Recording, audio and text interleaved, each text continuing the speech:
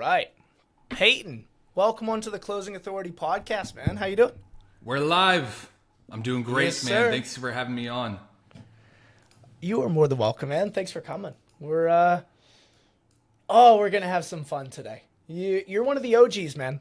You've been in this space, well, about as long as I can remember. Yeah. Before most of the people that are the gurus even knew what guru was. Yeah. Dude, it doesn't feel like it's been that long, but now that I'm looking back, I'm like, I'm old now. I have been in the high ticket space for a long time. Crazy. Bro, you look at some of the coaches that are in today, they didn't exist when you got into the game. Yeah. Yeah, that's true. That's very true. You know. Which is kind of a scary thought, but that's okay. We won't go there. Yeah, good. I want to start off, man. I really want to go through your entire story. And to be able to understand your story, we got to start at the beginning. So who was Payton before sales? Who was Payton before this online world? Dude, he was an idiot. So, I heard someone say recently, actually, I think it was, I don't know, it was either on Twitter or it was probably a TikTok, I don't know, but they said that sales is a personal development career masqueraded as a sales position. And when I saw that, I was like, man, sales actually turned me into a man. And I feel like I went through the process of my prefrontal cortex developing in sales, and I woke up for the first time and I was like, have I just been rolling the dice my whole life? Like how have I been making these horrible decisions my whole life? But yeah, dude, I grew up wanting to be a youth pastor. Okay. I grew up in church. I love church, love Jesus. It's awesome. Some of my greatest friends have come from being able to be involved in a church and whatnot. But I wanted to be a youth pastor. I was waiting tables, volunteering at churches, wanted to become a youth pastor. And dude, I'm just low level thinker, passionate about church, but didn't know how to think and use my brain. And so I waited tables at Corky's Barbecue in Memphis. I don't know if you ever come to the States, you want some barbecue. Corky's Barbecue in Memphis, man. I was slinging pork nachos. And then finally I got my first shot to become a youth pastor. And then I was working like 80 hours a week, getting paid $1,200 a month. And it was brutal and so hard to just all of the events you set up for. You're there every night, especially in the youth groups in Memphis, Tennessee too. Like you've got some crazy kids showing up to youth group and meeting parents, talking to them about stuff. And it ended up being one of those things that I think it was something that was, ideal. Hopefully, like I believe that it was setting me up and preparing me for what I get to do now, because it developed my interpersonal skills really. So will waiting tables too. Did you ever work in the food industry? Yeah, I bartended my way through New Zealand when I went traveling. Dude, it's hard, man. Like the food industry is brutal. You mess up someone's drink, someone's order, you learn how to communicate very quickly, very well. And so all of those things, I really feel like it did help give me some of that ancillary pre-training for sales with interpersonal skills or whatever. But I get to a point when I was a youth pastor where it's like, man, I love this, but I think I'm in the wrong seat on the bus. Like, how long did you do it for before you realized? I was a volunteer for a long time, because I was all throughout high school, all throughout even my early college days, and then finally got to be on staff. But I think I only lasted on staff for like a year before I was like so burnt out, so poor. It's just the name of the game sometimes working in ministry. It's like you have to have a calling or feel a certain sense of like passion for it, because you're not going to make money unless you're going to just be a mega church pastor. But then that's a whole nother topic, can of worms we probably don't want to get into. But I think I only lasted like a year until I was like, oh, becoming an adult, I have to pay bills. And so that's when I left and I got my first start in sales. I was a cold caller for a real estate investment company. All right. So you're on the phones. Dude, it was before you mentioned being an OG. This is so funny too, because when I think of OG, I think of like Frank Kern, Peter Fermenti, Mike Mark, like these guys I got to work with back in the day. But dude, back in we didn't have Power Dialer. We didn't have Alloware. We didn't have any of this shit. It was literally like here's a list of 10,000 people that downloaded a free PDF on BiggerPockets that they haven't read, and you got to make $200 a day and set people for conversation with a realtor on the team or whatever. And dude, it was brutal. Like these people haven't read it. Who the hell are you? I'm so nervous. I sound awful on the phone too because I'm so nervous and I've got social anxiety in sales. What am I doing here? But dude, it cut my teeth a lot on just like thinking quick on my feet, good dialogue, being able to carry conversation. How do you wrap in sales questions without it feeling so salesy and whatnot? And then I was there for, probably 2 years or so. And that's when my brother Taylor, we were talking about earlier, in traffic and funnels, was slowly starting to take off and grow. And he was doing all the sales for himself then. And I was like, dude, if I can make more money by closing instead of just setting as a cold caller, that sounds amazing. And but he wouldn't hire me because it's like if I have to fire my brother, then holidays are never the same. Family dinners are going to be awkward as hell. And at the time, he had a sales manager that had just started working with him. And so I went around Taylor to the sales manager, and I was like, Taylor said no, but I was like, dude, I'll make you money, I swear. And I still suck. I'm awful. But I was like, what's there to lose? Like, I'll sell myself super hard. And if I suck at it, well, Taylor didn't have to fire me. This other guy did. I was like, I'll be your best salesperson in 6 months. And that's how I got my start into the high ticket sales and closing, was just burning through, leads, inbound leads through the webinar, evergreen webinar, when you could get a 20x ROAS on your ad spend. But then days. After probably it probably took me 4 months or so. And then it's like things just started to click and I started hitting projections and making sales. And I remember the first deal I closed where I was like, I don't have to be poor. I get to literally choose how much money I make. It was like, it was an enlightening moment. I felt the presence of God in that moment when I hit that close deal 1 button. And then the rest is just like going through just being the best closer I could be, management, and now what I do with coaching clients for sales and performance. And going back to that for a minute, like, I know that feeling. I want to go right back to when you were doing the cold calling. That's a hard thing to fucking do. Okay? Like, it's a very hard thing to stick at it, especially when you're not the most confident person. It's not like you grew up your whole life being like, I'm the best, absolutely everything I do. I can sell anything. I've been pedigreed to sell. That's what my family does, So I'm curious, what had you keep going? Like, why didn't you quit? Most people do.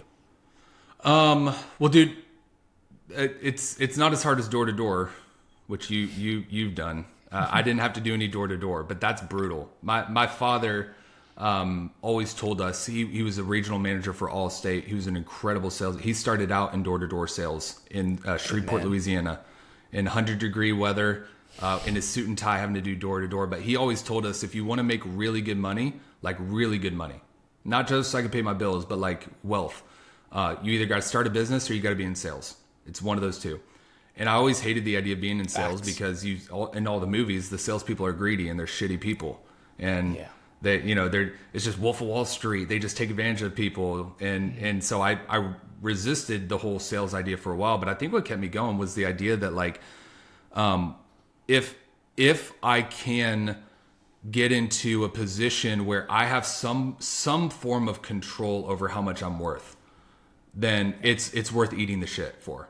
I gotta figure, because whether you're waiting tables or doing like any W-2 regular day-to-day job, we've all heard the stories too. And I don't want to give excuses to people that are lazy and they just want more money for not doing anything. But like, if no matter how proficient you get at something, if you're a salary worker, your worth, your payment is determined by someone else. You don't get the final say. But in sales is such a sport. There's a game to it where it's like, the better you get, there's a direct correlation to how much money you make. And that the idea that was possible just kept me going. for years and years, like ripping cold calls. And it ended up being able to get to the high ticket space where like that game actually happens at a higher rate. But man, it was just this idea that like I can control my own worth, like my own destiny, how much money I get to make. I get to choose it. It's not someone else's call. You know what I mean? Yes. You're like, hell yeah, I do. Bro, I'm in sales too, homie. It takes me back to the day I got my first door-to-door job.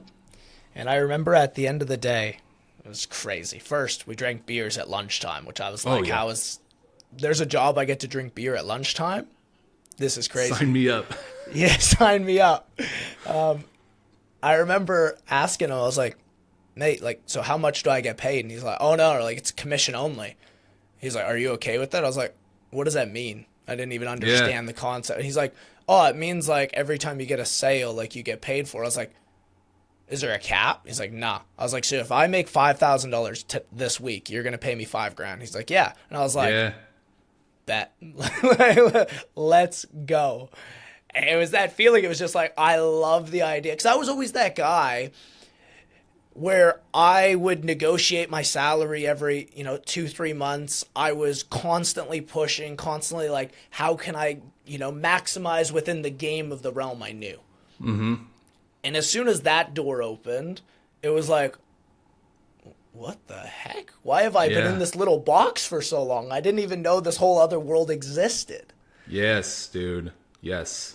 Especially I was a college dropout too. So even before I got into cold calling, everyone I went for an interview with, it was like, oh, you need to finish out your degree. And I was like, well, I don't want to because college is a scam. And I'm in these random classes that have nothing to do with business management or whatever, I think that was what I was going for. I can't even remember because everything was just a waste. But it's like all of these doors just kept shutting. But the one door that was open was like, dude, in sales, we don't give a shit if you don't have a college degree. Are you good on the phones? Can you carry a conversation? Can you convert leads into paying clients? You get to choose how much money you make. And I was like, finally, here we are. But I was still I was awful at it, which is crazy because as a youth pastor, I could get on stage and preach in front of these crowds. But dude, if I have to call some doctor that makes $400K a year because he downloaded our ebook, I was sweating. What do you think made that so weird? What do you think made that terrifying for you? It was just social anxiety that I compartmentalized into these conversations, which anytime someone gets nervous on a sales call, you can say whatever you want about it, but it boils down to it's a form of social anxiety where it's like I am putting a disproportionate amount of weight on what this person could think about me, how they see me in their eyes. And in sales, it's that can't work. Like influence requires a certain level of detachment. And that's actually, when I mentioned that first deal that I closed, I remember I was at a point where it's like, dude, if I don't figure this out and learn, like get better at closing my own deals instead of always having to bring in a sales manager or whatever, then it's like, I'm homeless. Like I'm going to have to move back in with my parents. That would be humiliating, whatever. And I remember going into that call where it's like, I don't give a shit what this person thinks about me because like I'm never going to fucking meet this person. Who cares? Like if they're a good fit, then I'll just give them a solution. If they don't take it, then they're an idiot and whatever. I don't give a shit what this person thinks. And then they closed and I was like, oh my, has this been what's holding me back the whole time? I think it's a social anxiety thing that is that's again why sales is such a mental sport. And it's like, once I got over that, then things started changing big time. And that was, you said it took you about 4 months to crack into that point, right? Where it started to click. What was that transformation like the rest of that year? Like what happened after that 4 months? You're finally starting to get a bit of a rhythm. It's starting to feel good. Where's Payton going? What's he doing? Dude, my life changed. It changed from, making maybe $5K a month as a closer to finally getting up into the 10K months. And then I remember the first time that I made more money than the owner of the company in a month of sales. And then he immediately gave himself a pay raise and I was like, screw you. But, everything just transformed from there because then I started getting into a little bit of like, oh, if it was just this one little thing Like, I know our product, I know how to pitch it, I know how to have a call, but it was just this one thing that was just taxing my effort on every single call I was on, and how I communicated, how I handled objection. And once that I figured out that was the problem, I fixed it. Then I was like, okay, that means that every other thing that could be keeping me below a 30% close rate, or keeping me below making 15K, 20K, 30K a month or whatever, it's the same thing. All I have to do is just find what's the tiny little, probably mental roadblock or a skill set or whatever. If I can just find what that is and then clear it, well, then I just keep moving up and moving up and moving up. And it took us a while, just because back then, I mean, we didn't have a lot of sales training. We didn't know what we were doing. It was just, here's how the owner sounds on a call. Just sound like him, right? So it took longer than what we can see nowadays. But dude, that was in early 2018 is when that happened. And then it's just every single year was boom, boom, boom, boom, more. Cause I just started getting better at the game, you know? Now, even though, when you say it like that, right, it sounds so simple. It sounds so simple to find that little block, find the little thing that's been stopping you. And I do believe it is that simple, but it's also not that easy. Yeah. At least for a lot of people. Good distinction. Right? And you and I, we've been in the game a while. We see closers or setters that have been in the game, and they're, whether it's year 1, year 2, year 3, year 4, and they haven't really progressed, bro. Like, they're still making that same 5-10 grand a month. If they do a crazy month because lead flow and had a hot webinar, they did 15. Yeah. You know? But they're not figuring out how to continuously increase. They're kind of stuck in that same cycle. What do you think separates those guys from the ones that do steadily increase? And we see them all the time, right? They come into the space, 12 months in, they're in the top performers when they had 0 sales experience before entering. Yeah. What do you think separates those two? I mean, we could probably find a lot of different things that separates those two, but I think the one common denominator would honestly just be it sounds potentially like condescending, but it's like learning how to use your fucking brain, dude. Like and a lot of this also comes from like I know what creates those roadblocks. So like when I work with a client or whatever, I know how to give you the stencil to figure out what's been holding you back, and we can work through it or whatever. But we had to find these things out the hard way back then in 2018. And I think it's like, yeah, dude, just being able to use your brain, use your mind to be able to think through, if this recipe is getting me this result and I want a better result, then that means there's just there's an ingredient in the recipe that just needs to change. And I just need to start changing things until I find what it is. That's how we did it. Now there's plenty of people, yourself, a lot of guys that I know do sales agencies now, where it's like they can help you find that piece way faster. But it's like the mental sport, the mental game of sales, and finding attribution for when I sound this way on calls, I have more closes than when I sound this way on calls. Okay, well then now you could just compare and contrast. When I listen to this person's call on the team that's making twice the amount of commission that I am, but I'm sounding this way, maybe that gives you some things to take for a test drive and split test and test out on your calls, measure the data, and then see if that's something that could be repeatable and consistent. And it took me such a long time to figure that out, because everyone just wants objection handling training. If I just know how to handle objections, then I'll close everyone. And that's not how it fucking works. It's not? No, sometimes I'll get frustrated with someone when they say it, but then I have to remember, like, oh, I'm one of you. Okay. Yeah. I was the other idiot on the other side once upon a time. Oh man. No, I feel you, bro. I had a client come to me the other day. Well, he wasn't a client at the time. And we were having a chat. It was a session I was putting on. And it was like he was saying some really cool objection handles. Like, you know those ones where you hear Payton and you're like, that sounds like crazy. Like, it's like the pre-frame before the reframe with the perspective shift that leans into the story. And it's like, that's beautiful. I was like, that was awesome. I hope you never, ever have to use that. Yeah. Because if you did, you messed up seriously bad earlier in the call. It's like, can you just go back to just getting a bit of clarity? Grab the smallest ounce of clarity between you and the other person. And he's like, really? And I was like, yeah, just do that. He comes, hits me up the next week. He's like, Liam, I closed back-to-back 4 deals. And I was like, what changed? He's like, oh, I just stopped trying to, use my fancy stuff, and I just started to try to understand the person. I was like, whoa. Dude, that's what bothers me when I see some of these like sales TikToks that'll come across, and they're like, use this one-liner to close every single deal. And it's like a 4-minute fucking long video where it's like, I'm not going to remember word for word this and your inflections and how you switch between superior, equal, inferior frame. And then you told this story and blah, blah, blah. It's like that is so specific to one single situation where it could possibly work. And it's like, that's not something you can use on every single call to close deals. Oh, dude, it frustrates me sometimes when I see those. But those are the ones that get all the attention. Everyone's like, oh, brilliant. And I'm like, you're never going to be able to use this.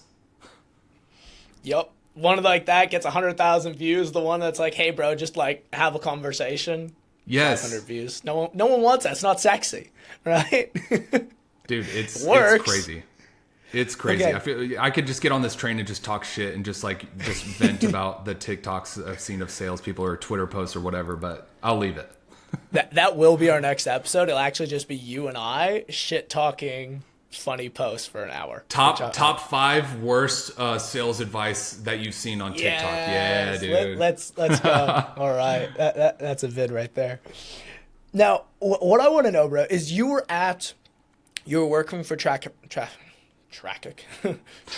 and funnels. You had your beer on lunch today. Yeah, honestly. All right. You were working there as a closer. Your brother didn't even want to hire you because, obviously family shit. So you went around, you got into the team through the manager. I know that's not where you stayed. How did you progress from being a closer on that team? Like, I guess, what did that progression look like? Where did you kind of go next, or progression even within the company? Yeah, we tried to move me up into a manager too soon after I'd finally started getting my stride, because that's what every business owner thinks is like top salesperson. Oh, that must mean he knows how to replicate himself into other people, and that's a completely different skill set, and that doesn't always work. So in late 2018, we tried to move me to manager, and I lasted there for maybe 2 months before both the results and my stress levels were taking me out. And so we moved me back to closer. And then I was there. I was a closer for another solid 2 years or so. Okay. Just making good money. I don't have to be stressed as much because of these other closers that aren't hitting their deals, and I don't know why, and I'm pulling my hair out. And so I enjoyed my season of just, dude, all I have to do is just manage myself. All I got to do is get better, make more money. And it was awesome. I had a blast. I look back on those days now with like, so you may, I don't know if you feel the same way too, but now that I've got a business, I'm working with clients and all of that. There are some times where I'm like, man, I could just go back to closing if I wanted to, because it is so much easier. Everyone in the sales space is just so horned up on the idea of having a sales agency, sales coaching. It's like, dude, it's not rainbows and butterflies. Like, it is easier to close. So it was right around when COVID hit, actually, that it was like, we have to have a manager. Payton, is that something you want? And at the time I was making really good money closing. So I was able to work out a good deal where it's like, it's gotta be worth my time, because I'm doing fine hitting my own nut, every single month. But I think I'd matured enough. I had enough experience. That was also when, Cole Gordon and I got to work together. And that was a blast. He was the most competition I've ever had from another salesperson was Cole Gordon. He was a blast to work with. And I got to learn a lot from him too. We got to review each other's calls, train a lot, but it was right around COVID when I finally took over the team. It was 3 weeks before things in the US started officially shutting down. So it was maybe not the most opportune time to take over a team. But then, dude, we went straight towards everyone's on Zoom. Everyone's remote now. We had an office, but we weren't going to use it anymore because of COVID stuff. And then that's when I had a little bit more of the experience and time to figure out how I can get others better. And then from there, I did player coach for probably 3 months, which was awful because I'm managing my own pipeline, ripping deals. And then all my extra time is going to managing and training. After 3 months, was able to go full-time management. And that's where we really started taking off with Traffic Funnels and Sales Mentor back in the day. And then when those companies shut down, I went back to closing because I know how to close, and closing's easy, and I didn't want the stress in my life.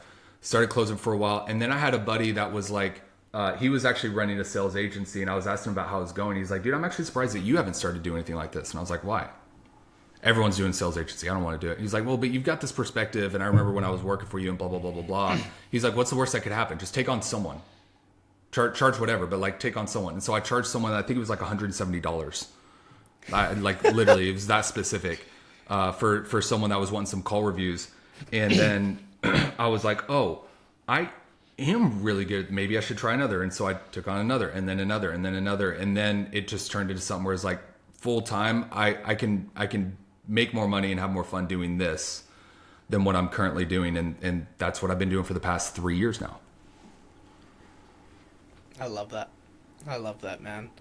Can we go back in to, because I got to talk about it a little bit, you know? Okay.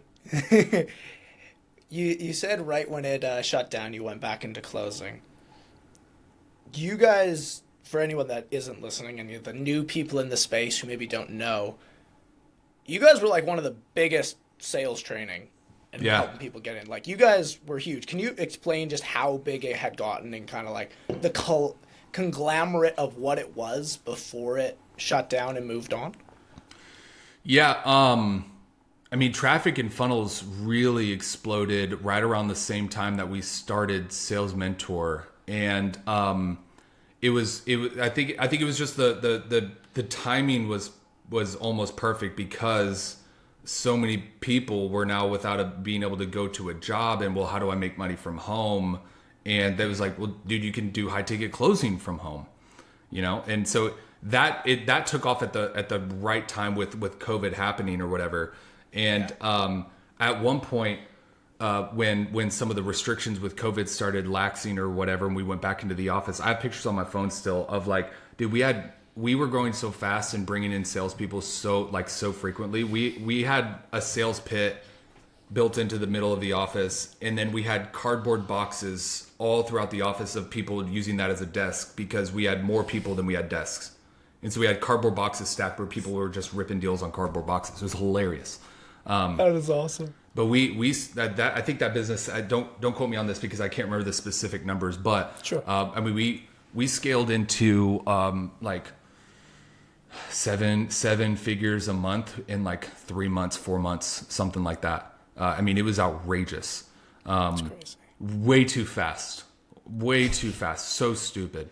But that it was also at the same time that season was awesome because there's a lot of people out there that have the chops and the goods to do incredibly well in high ticket sales, but they just haven't stumbled across someone that's doing it. And so there's some great people out there that are still crushing, doing great things in sales. And I remember them coming into Sales Mentor and doing call reviews with them and whatnot. But that blew up so fast that things started breaking really quickly.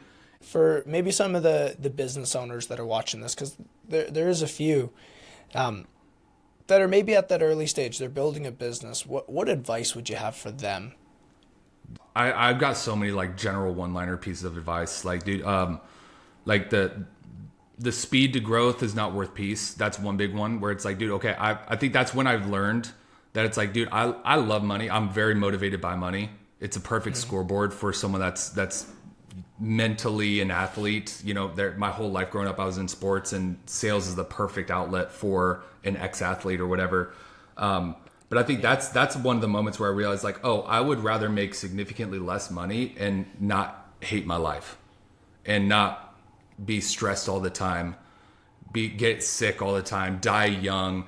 Like the shelf life in general of salespeople sometimes is so short where that's where like even we made a joke about drinking beer on lunch or whatever. And it's like, dude, that's true. Like I remember there was a bottle of bourbon in one of our sales guys' drawers at the office. And at one time in the day, he would just start passing it down the line to the sales pit or whatever. It's funny, but that's where like the shelf life of sales gets so short because it comes with all of these stresses and pressure of the game. And what do? Well, we just turn to vices and we turn to coping mechanisms, which typically tend to be drugs, alcohol, bad decisions, whatever, you name it, all of the above. And so it's like, dude, I mean, the speed of growth, like, yes, speed is great because money does like speed, but it's not worth killing yourself over. That's a big one. That sometimes slow growth that creates the base and the foundation for an easier scale down the line. That's called an investment. Investments are great. You should invest into your business by allowing it to have the time to fix the problems that don't become a bigger problem later when you get bigger. But dude, I think I learned a lot about like not sacrificing peace for money back in those days, for sure. And how did your relationship with God play into that? Because I know from my experience, man, when shit hits those hard moments, like, it's always called me closer to God. Yeah. I'm curious for you how that relationship has impacted in those times. Dude, I think over the past year or so, I've been on like maybe 10 to 12 different podcasts, not a lot, but I don't think anyone's ever asked me about God. So this is fascinating. I wasn't prepared to talk about this. I think when I got into sales and I started figuring out how like my efforts can directly contribute to me getting the things I want in life or whatever, I think that was one where it's like I had to reestablish that, like, oh no, I still need Jesus. Like I still believe that Jesus is the man, and I got to have a relationship with him. And that was an interesting bridge for me to cross when it's like, oh, I can fund my life and take care of everything I need to without Jesus' help now because I've got the skill set. And that was something that I had to work on and fix. But then with the FTC stuff, I don't know. I think part of that is like at the time I was feeling pretty betrayed, which is funny too, because then I just talked about how I was like, got into this place where I was like, I don't need Jesus anymore. And then when things go wrong, I'm like, Jesus, what the hell? What are you doing? And it's like, well, you know, like that's pretty hypocritical of you, but yeah, I think betrayed a little bit. You know, like what did I do to deserve this? Why is this happening to me? The woe is me stuff. But I would say that definitely did lead to a better relationship and also better understanding of my mind and how it works and how to manage pressure. And that's what really got me deep into performance and the psychology of sales, and not just in terms of sales conversations, but in terms of like managing myself, belief systems, old experiences, not turning into trauma, things like that. Like, how do I get myself optimized to perform at a high level every single day? That's really what opened the door for me there. But then also the fact that like, if you, there's so many things in the Bible that point towards the psychology that we know now. You know, speak things that aren't as if they were. That's in the Bible. Well, that's literally like a form of, I guess you could call it manifesting. This is where you get into even vision boards and vision and morning formulas or whatever. Like the Bible is riddled with it. And when I started getting into the psychology of my mind and how I can perform at a higher level, and then I started noticing that sounds familiar. Where have I seen that before? Oh, it's in this 2,000-year-old text that I've been reading my whole life, and I just didn't connect the dots. I think that helped me a lot. That actually increased my relationship with Jesus, just because it's like I like to know how things work, and I like to see how things are molded and created or whatnot. And so that kind of opened a door for me to start exploring more of the Bible and how that connects to some of the things I'm also studying. And it's been fun. It's been a good time. But I think at first a little like betrayed, like, what was me? Like, how could you do this to me? Kind of a thing, like as if it's his fault, you know? And I think that's fairly normal, bro. Like, yeah. I don't know anyone that has gone through something tough, gone through we'll call it a hard pill to swallow experience, and doesn't have at least that moment, you know? And, you know, it's interesting because my relationship with God, I grew up same as you in the church, you know, like my parents were missionaries in Mexico for like my first 5 years of my life. So I like lived on the beach in Mexico. My dad built houses for the homeless, and my mom was a midwife, right, for the local village girls. And wow. you see that stuff growing up, But it was almost like I knew God was real. I had that relationship, but I always thought it was a little bit like it wasn't my thing. You know what I mean? Like, not that I saw Christians, and it pissed me off how weak most of them looked and acted. And it just didn't align because I'm a fairly masculine dude. I like to be alpha. I like to be hitting things. I like to be going for goals. And unfortunately, where I was surrounded was, very weak. And it turned me off at about the age of like 16, bro. Like at the age of like 16 till about 25, I was in this spot where I knew God existed. I still like would pray a little bit, but I was like doing everything myself. I didn't go to any churches. I didn't talk to anyone about it. It was just like Liam being by Liam's self, right? Yeah. And I met a guy who started to, first I was in Bali, and I was in one of those pits, bro. I was in one of those pits, and I was like, God, why have you made this happen? Like, why did this happen to me? Why are you allowed? And then I was like, wait, Liam, you just told him basically to go F himself the last 10 years and haven't been having him dictate your decisions and haven't been relying on him as your source, as your strength. And I recommitted myself back then, but from then, bro, it was rediscovering what the kingdom actually means. Like rediscovering what the kingdom of God actually is. And realizing what you just said of how manifestation, renewing of the mind, all of that actually comes from this amazing book right here. And it almost like, it became something in so much more of a force because I was like, holy crap, this is actually cool. Yeah. Like it's actually one of the coolest things in the world. Like the coolest thing. How every answer to our questions is in that book. Yeah. So, yeah. I've heard it described to you know, we talk about, we see a lot of weak Christians or whatever. And it's like, I've heard it said once that it's hustle and flow. It's a dance. And the flow is the relationship with God, leaning on God, you know, lean not on your own understanding, all of that stuff. And then the hustle is like your part. And I think it's really easy for people to come out of balance with that dance. You look at the people that are so heavily leaning on the flow stuff, and it's like, you know, God, I'm just in a season where God's teaching me something. It's like, well, you've been in that season for 15 years. So like, what's going on here? Like, are you still waiting? And then with me leaning on the hustle side, because it's like, oh, I figured out how to pay my bills. I don't need Jesus anymore. That's the inverse or whatever. You know, God told Joshua, wherever your foot steps, I'll bless it. That means that he has a step first. Like that requires an act before the flow comes in.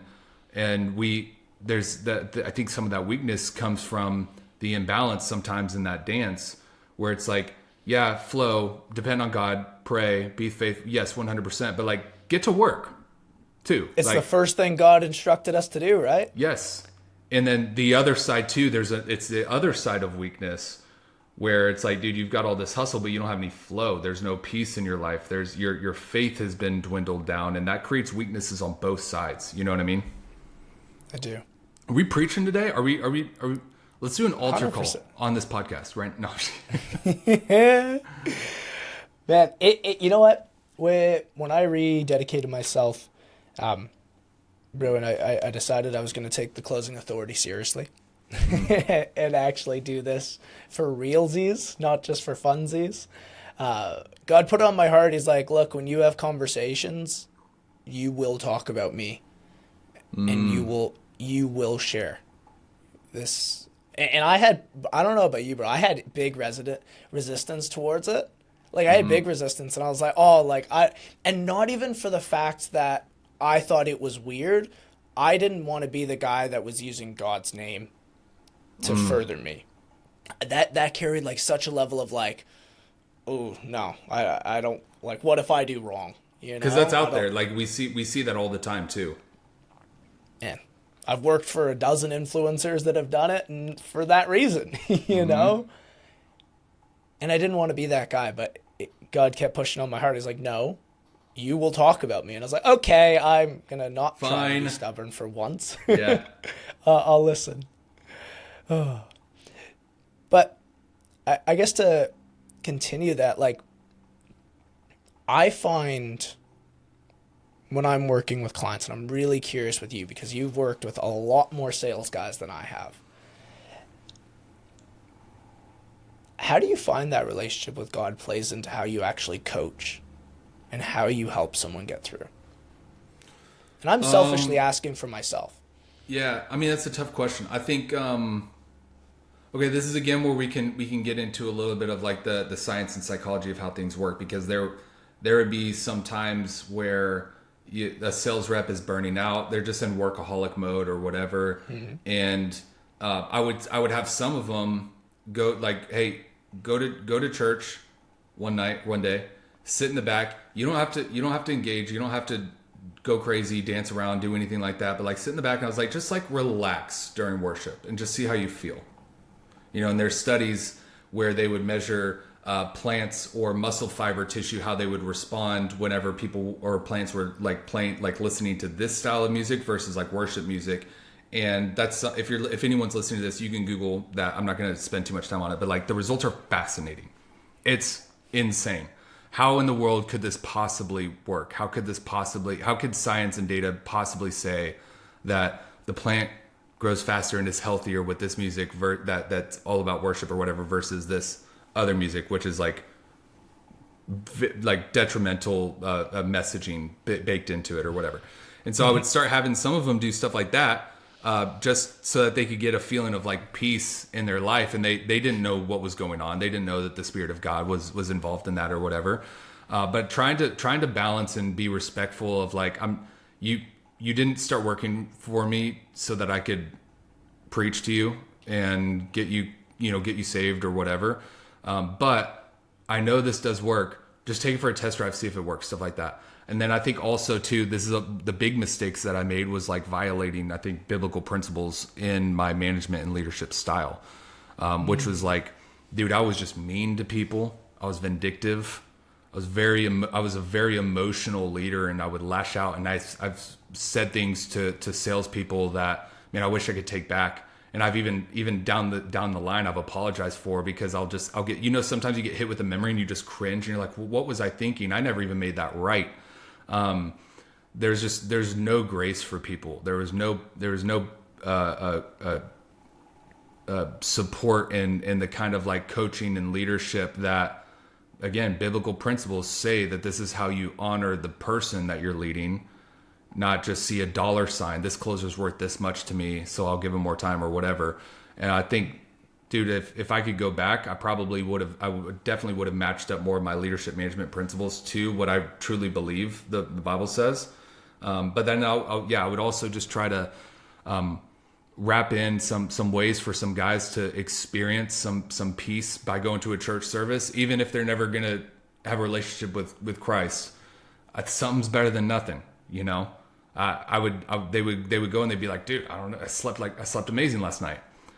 It's like, dude, there's something about that worship music that just kind of like helped put you at ease and settled you down a little bit. And, some of them are now going to church and they love it or whatnot. Some of them don't, but it was useful for them at the time. But those are some of the things that I would use. John Maxwell talks a lot about this too. Have you read or studied a lot of John Maxwell? I haven't read a lot. Fun fact, Liam, not a big reader. Trying to get it. 2026 is my reading year to get into it. So I'll add it to the list. I've always been an Audible guy.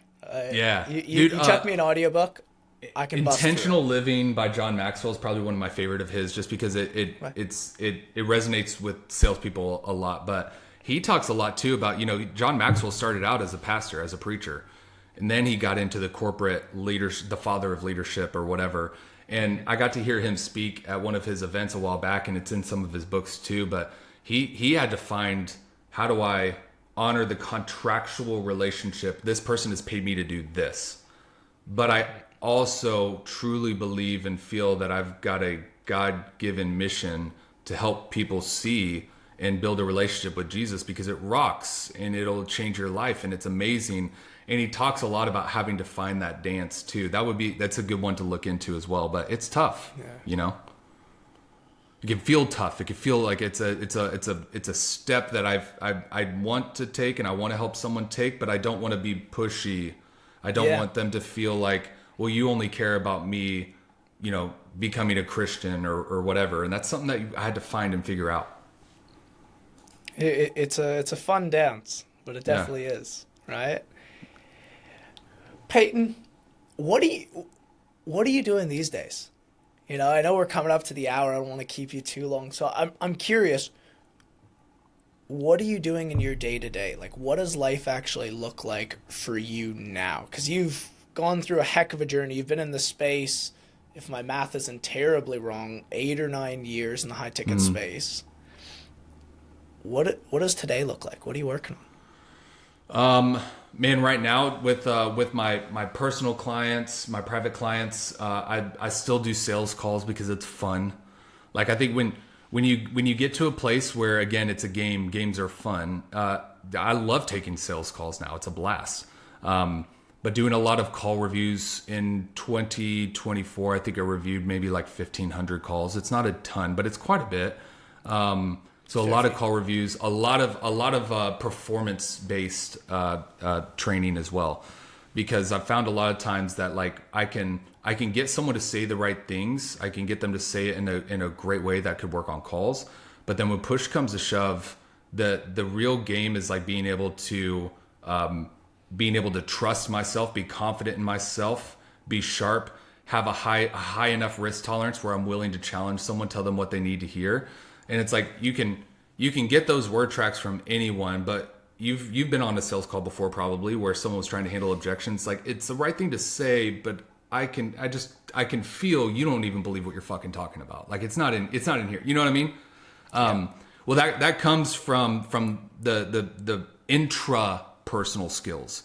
We talk in sales a lot about interpersonal skills. That's what my relationship with you, how you hear me speak, my body language, stuff like that.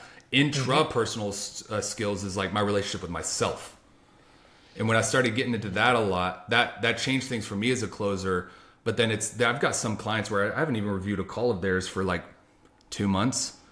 And we're just hitting performance optimization stuff with how they feel about themselves, how they feel about like honoring your commitments and like achieving these personal goals, having that feeling of stretch and striving for something on the personal side of things. And then lo and behold, it bleeds over and they're hitting new bonus structures that they've never hit before.